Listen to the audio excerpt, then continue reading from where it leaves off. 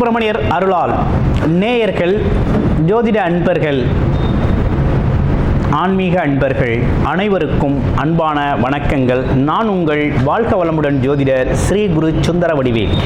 இப்போ பார்த்தீங்கன்னா 2025 ஆங்கில புத்தாண்டு பலன் எப்படி இருக்க போகுது அப்படிங்கிறதை பற்றி விரிவாக நம்ம பார்க்க இருக்கிறோம். நம்ம சேனல் வாயிலாக பார்த்தீங்கன்னாக்க புத்தாண்டு பலன்கள், அது மட்டும் இல்லாமல் கிரக பெயர்ச்சி பலன்கள், மாத பலன்கள் அப்படின்னு தொடர்ச்சியாக பலன்கள் நம்ம கொடுத்துக்கிட்டு இருக்கோம். நிறைய பேர் பார்த்தீங்கன்னா நல்ல ஆதரவு தெரிவிச்சுக்கிட்டு வர்றீங்க.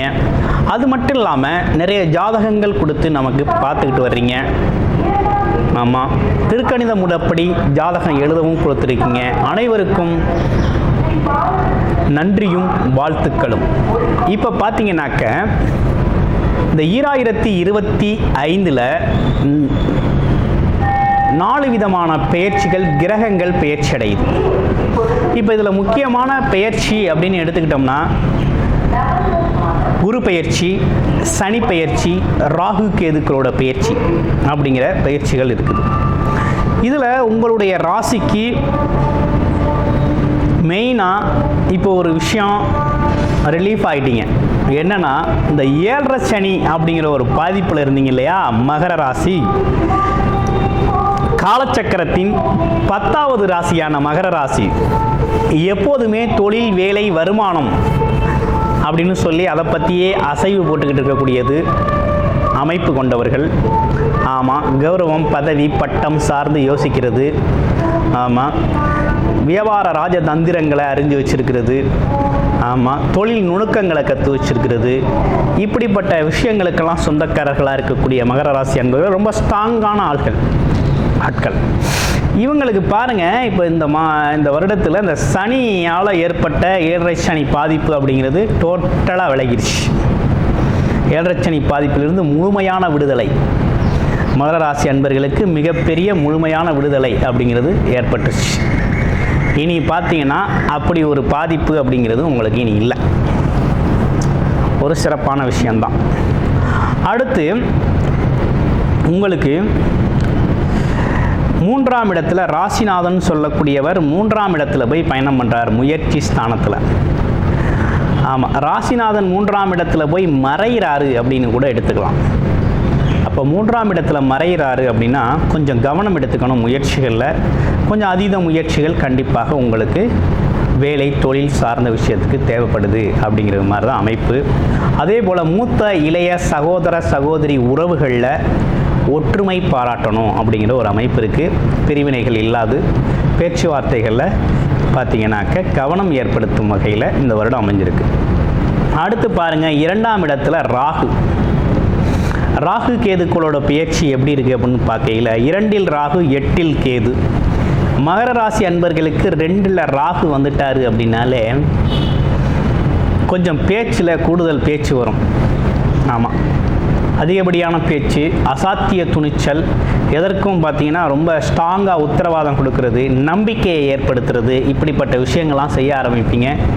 உங்களோட பொருளாதார சூழ்நிலையும் அதே நேரத்தில் உங்களால் முடியும் என்றால் அந்த மாதிரி பண்ணுங்கள். இல்லைன்னா பேச்சுவாக்கில் அவசரமாக இந்த மாதிரி விஷயத்தெல்லாம் கொடுத்துடக்கூடாது. அடுத்து குடும்பம்லாம் எப்படி இருக்க போகுது அப்படின்னா, ராகு குடும்பத்துக்குள்ளே வந்துட்டார் அப்படின்னாலே வெளிநபர்களை குடும்பத்துக்குள்ள அலோவ் பண்ணாதீங்க. ஆமாம், அதே போல் வெளிநபர்களோட பேச்சு, சொல், செயல் அதை கேட்டு உங்கள் குடும்பத்தில் தேவையில்லாத பிரச்சனைகள், சங்கடங்களை உருவாக்கிக்க வேண்டாம். ஏன்னா கூடவே இருக்கக்கூடிய ஆளுகளை விட்டுட்டு எப்போவோ திடீர்னு வந்த ஆளுக பேச்சை கேட்டு, வந்த ஆளுக செயலை பார்த்து உங்களுக்குள்ள ஒரு குடும்பத்தில் கலகங்களை உருவாக்கிக்க வேண்டாம் அப்படிங்கிற மாதிரி இருக்குது. அதனால் 3ஆம் தரப்பு, 3ஆம் ஆளுங்க அப்படிங்கிறத உங்கள் குடும்பத்துக்குள்ளே அலோவ் பண்ணாதீங்க. அக்கம் பக்கத்து வீட்டு சிக்கல்கள்லாம் உங்கள் வீட்டுக்குள்ளே வராமல் பார்த்துக்க. மற்றபடி வேற ஒன்றும் பெரிய பிரச்சனை இல்லை. வருமானம் எப்படி இருக்கும் அப்படின்னா, வருமானத்திற்கான பல்வேறு வழிகள் கிடைக்கும். பல்வேறு தரப்பட்ட மக்களோட உதவிகள் கிடைக்கும், பல்வேறு விதமான நண்பர்கள் கிடைப்பாங்க. ஸோ வருமானத்தை பொறுத்தவரையில் ஒன்றும் பெரிய குறை இல்லை.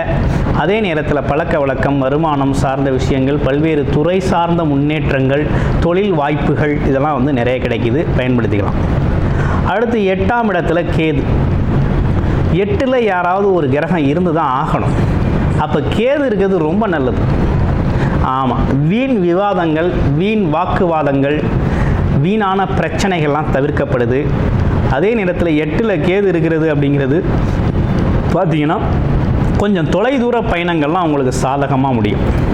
இந்த மார்க்கெட்டிங் துறையில் இருக்கவங்க, சேல்ஸு துறையில் இருக்கவங்க, அது மட்டும் இல்லாமல் கமிஷன் துறைகளில் இருக்கிறவங்க, இவங்கெல்லாம் கொஞ்சம் திடீர்னு ஒரு பெரிய பொருள் வரவை, பண வரவை பார்க்கலாம். அதே போல் ஆன்மீக நாட்டத்தை கொஞ்சம் ஈடுபடுத்தணும். வாரம் விநாயகர் கோயில் வழிபாடு அப்படிங்கிறது தொடர்ச்சியாக செஞ்சுக்கணும். இப்படிப்பட்ட விஷயங்கள்லாம் செஞ்சுக்கிட்டு வரோம் நீங்கன்னா உங்களுக்கு ரொம்ப சிறப்பாக இருக்கும்.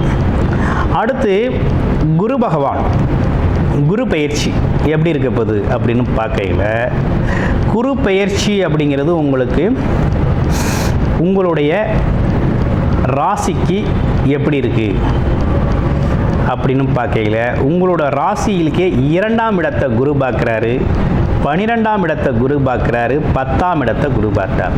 அப்போ 2, 10, 12ஆம் இடங்களில் குரு பார்க்க மகர ராசிக்கு இந்த வருடம் பார்த்தீங்கன்னா குரு பெயர்ச்சியால் தொழில் முன்னேற்றம் அடையுது. தொழில் மூலமாக வீட்டுக்கு நல்லதொரு வருமானம் வருது. வேலை, தொழில், வியாபாரம் சார்ந்த விஷயங்கள் மிகப்பெரிய லெவலில் சக்ஸஸ் பண்ண போகிறீங்க, வெற்றி அடைய போகிறீங்க. நல்ல ஒரு பொருளாதாரத்தை ஈட்டி எடுக்கக்கூடிய காலகட்டமாக இருக்குது. குடும்பத்தில் மங்கள நிகழ்ச்சிகள் நடத்தக்கூடிய காலமாக இருக்குது. அதே நேரத்தில் வெளிநாடு, வெளியூரில் போய் தான் சம்பாதிக்கணும் அப்படின்னு சொல்லி முயற்சி செஞ்சுக்கிட்டு இருக்க அனைவருக்குமே பார்த்தீங்கன்னா இந்த காலகட்டத்தில் வெளிநாடு, வெளியூர் போகக்கூடிய அருமையான வாய்ப்பு அப்படிங்கிறது அமையுது. மருத்துவமனை செலவுகள் குறையுது. ஆமாம், அதனால் விரய செலவுகள் குறையக்கூடிய காலகட்டமாகவும் இந்த காலகட்டமாக இருக்குது. அப்போ மகர ராசியை பொறுத்த வகையில் தொழில், குடும்பம், வருமானம் சம்பந்தப்பட்ட விஷயங்களில் மிகப்பெரிய அளவில் முன்னேற்றத்தை காண போகிறீங்க. நீண்ட நாள் நீங்கள் எதிர்பார்த்த உங்களுக்கு தேவையான விஷயம் தேவையான நேரத்தில் கிடைக்குது அப்படின்னா இந்த வருஷம் தான் கிடைக்க போகுது. கிடைக்கிறதுக்கான அனைத்து வாய்ப்புகளும் உங்களுக்கு கிடைச்சிருக்கு.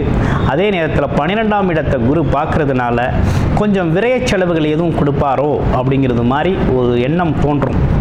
இந்த 12ல் பார்வை விழுகிறது அப்படிங்கிறது என்னன்னா, வெளியிடங்களுக்கு போயிட்டு வர்றது, தூரதேச பயணங்கள் மூலமாக லாபம், வருமானத்தை ஈட்டக்கூடிய வகையில் தான் அது அமையுது. ஏன்னா குரு பார்க்க கோடி நன்மை.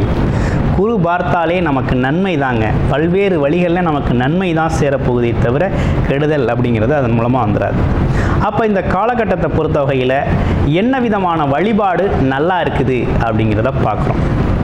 வழிபாடு அப்படின்னு எடுத்துக்கிட்டோம்னா, இப்போ உங்களுக்கு மகர ராசியை பொறுத்த வகையில் 2 விதமான வழிபாடுகளை தொடர்ச்சியாக நீங்கள் செஞ்சுக்கிட்டு வரணும். ஒன்று, சனிக்கிழமை தோறும் சனி பகவான் வழிபாடு, சனீஸ்வரன் வழிபாடு செய்கிறதும், அது இல்லாமல் வியாழக்கிழமை தோறும் பார்த்தீங்கன்னா குரு தட்சணாமூர்த்தி வழிபாடு அப்படிங்கிறத தொடர்ச்சியாக செஞ்சுக்கிட்டு வாங்க.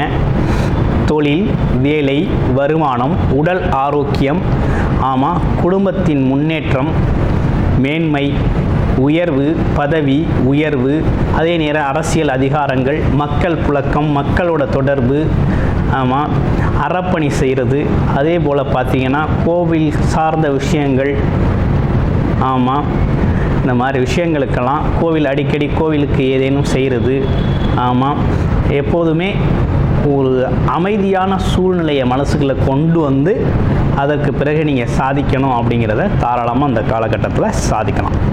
அப்படிப்பட்ட ஒரு நல்ல அமைப்பு தான் உருவாகியிருக்குது.